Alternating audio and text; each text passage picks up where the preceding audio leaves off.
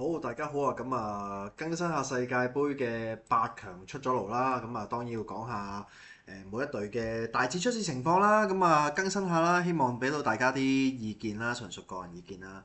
咁首先當然就係暫時覺得啦，本人即係如果最近嘅即將踢嘅就當然係法國對摩洛哥啦。咁呢隊呢兩場我相信絕對係最經典啦，亦都係最精彩啦。本人覺得啊。咁另一方面就係法國當然係有麥巴比同埋迪比利去做啦。咁啊佢之前3-0贏瑞典，跟住出線啦。咁啊贏咗巴拉圭，跟住德國對巴拉圭佢都贏咗巴拉圭，跟住去出線去1-0。但係反而上一場對巴拉圭1-0就反而覺得有點令人有少失望嘅，點解會入得咁少波咧？不過冇辦法啦，始終都係贏，咁始終當年巴拉圭都係踢得唔錯。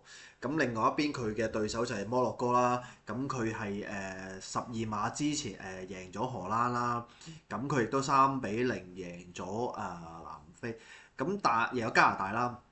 咁無可否認，你加拿大雖然出到線啦，咁但係佢嘅實力始終都爭一橛嘅。咁摩洛哥你話佢有防守同埋中場都唔差，但係反而可能個前鋒爭少少。咁啊呢場法國對摩洛哥絕對係一個經典嘅，咁呢個八強賽係其中之一隊。咁呢隊係我覺得係最經典唔好話經典啦，係最精彩咯，我本人覺得啦。咁另一方面就係挪威對英格蘭啦。咁挪威就係竟然係可以贏到巴西2-1。咁啊，今年巴西其實你唔可以話佢弱嘅，不過就當然比起當年嘅沙馬奧啊，或者而家比較差少少啦。因為你可能之前都係靠雲尼修斯，或者係之前臨尾換翻尼馬出嚟啦。咁一來尼馬之前傷得太緊要啦，咁雖然話俾翻個公道，即係俾翻個出場機會佢，咁但係你見到其實佢出場係完全冇狀態，即係你俾佢臨尾都係靠入翻一球，其實都係靠12碼。咁你可想而知巴西今年揀人或者各方面可能都真係差少少嘅。咁另一方面就係挪威啦。挪威你完全可以睇到即係夏蘭特係真係冇辦法，夏蘭真係一個暫時嚟講都叫幾頂級嘅前鋒嚟嘅。咁配合中場嘅奧迪哥特啦，咁所以都會幾建議見到夏蘭真係一定係絕對要防死佢嘅，我諗係，但係都可能要2個或者3個去防佢先可以做得到。咁但係挪威有一個隱患就係反而覺得佢個後防有點而不穩嘅，咁啊要睇下後防失幾多，前鋒可唔可以追翻幾多？呢個係另一個賣點啦。咁其次就係對方啦，英格蘭啦。英格蘭就係3-2贏咗墨西哥啦。咁啊哈利簡尼你唔可以話佢冇狀態，不過佢嘅狀態始終都係飄忽。咁上一場好精彩，可以入2球。咁我覺得佢對剛果可能留力啦2-1。咁你要睇翻哈利簡尼佢個狀態可唔可以繼續保持？因為如果佢之前無論係由決賽由十六強、32強一路咁殺入嚟，都好似佢個狀態比較飄忽啲。咁你係咪淨係靠到哈利簡尼一個去喺前鋒度做到出嚟呢？反而就比較難少少咯。咁反而覺得如果你話哈利簡尼係同另一個前鋒配合到佢喺側邊一扭出嚟側邊呢，可能個機會會大啲。咁啊，當然兩個之前都喺英超碰頭不少啦，就係哈利簡尼同阿夏蘭。咁但係你話如果佢哋兩個係咪爭一個嘅席位呢？就會呢場都係英超嘅暫時嘅前鋒之爭。咁啊當然啦，而家阿哈利簡尼就去咗德甲啦。咁啊夏蘭又仍然喺英超啦。咁係咪兩邊嘅前鋒嘅對決呢？就可能呢場亦都係一個精彩嘅賽事嚟㗎。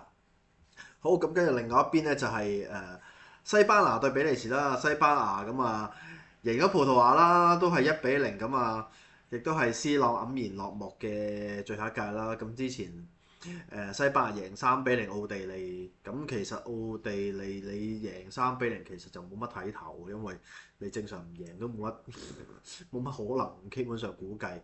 係啦。咁另外一邊就係葡萄牙輸咗啦，咁就1-0啦，只可以話僅僅輸咗贏咗葡萄牙啦。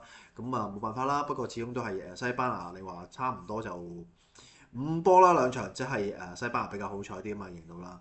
咁另一方面就係比利時贏咗美國啦。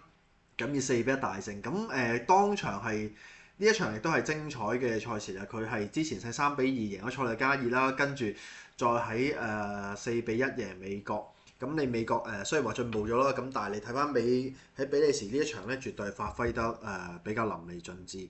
咁如果你話比利時對西班牙呢一場，我諗大家如果比利時發揮得好，應該比利時會出線機會，我覺得啦，可能個機率仲多過西班牙嘅。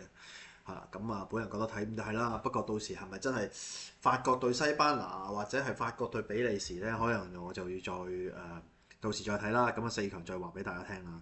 咁當然另外一場就另外一邊就係甚冇睇頭，亦都係之前比較而家比較話題多啲啦。咁首先講瑞士啦。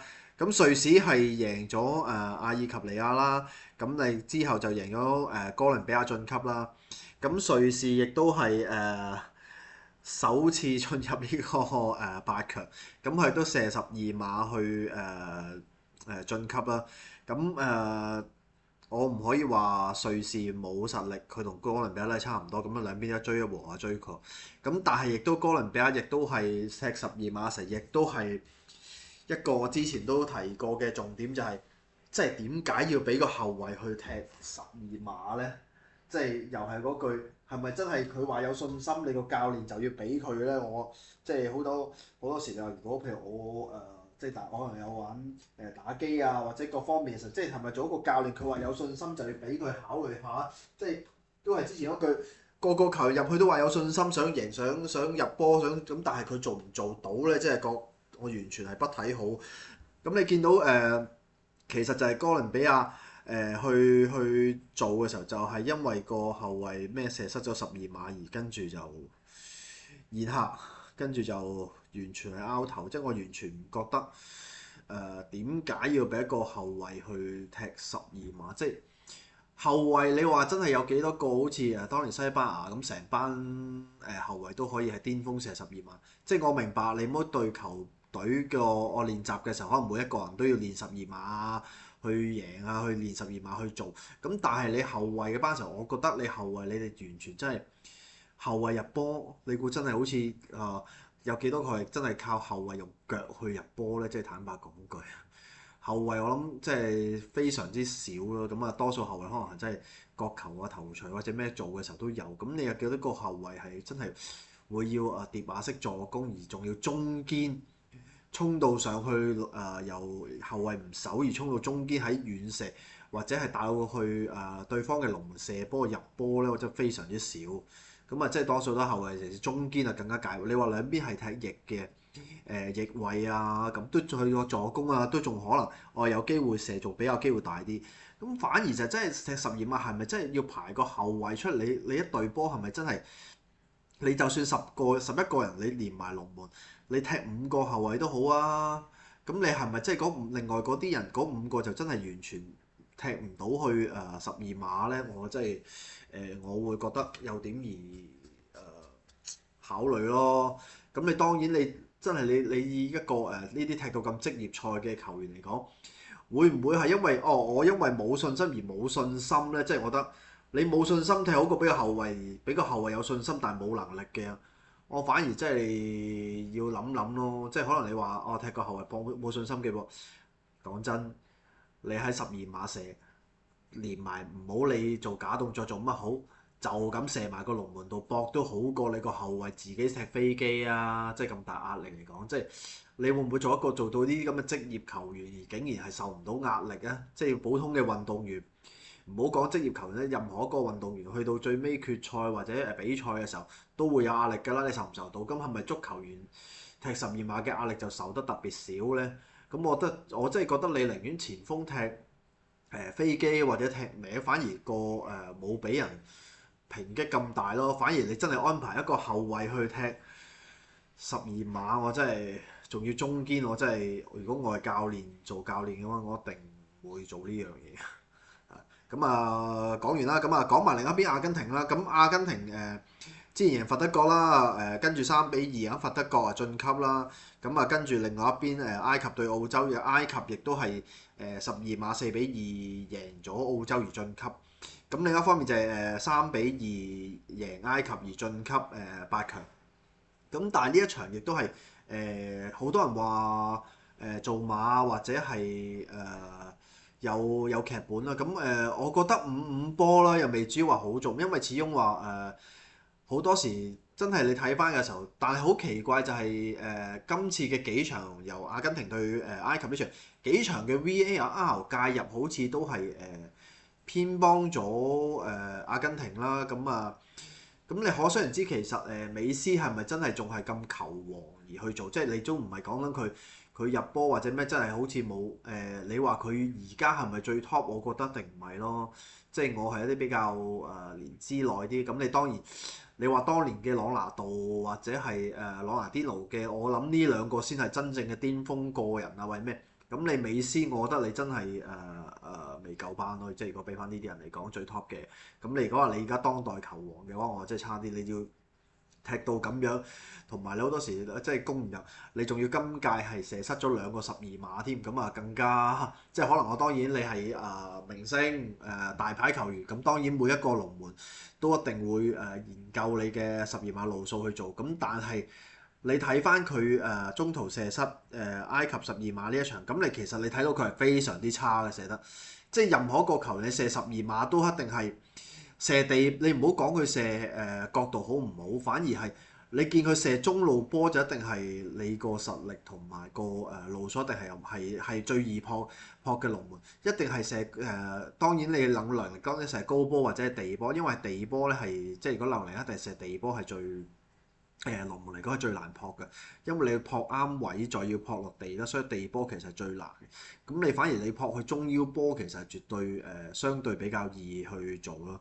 咁啊另一方面就係話佢對埃及啦，咁其實沙拿唔可以話即係你可以話佢流力，咁但係你踢翻呢場嘅時候，其實見到幾係去到加時你先俾一個阿根廷嘅球員頂入去個頭槌去做啦，咁反而覺得。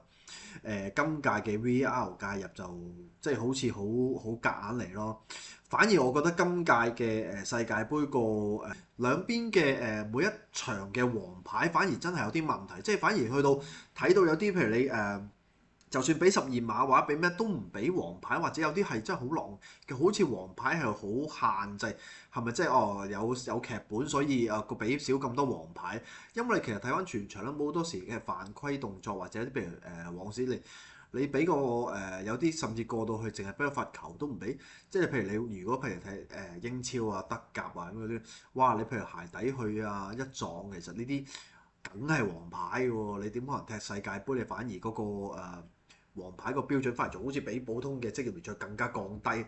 你呢個世界盃唔係世界級嘅水準嚟嘅咩？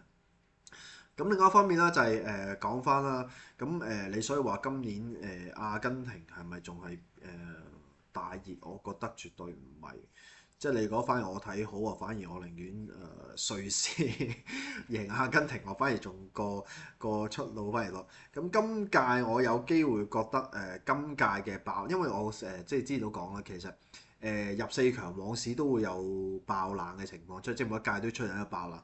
我覺得如果照睇翻咧，反而今年入到4強，反而真係有機會係瑞士入4強添。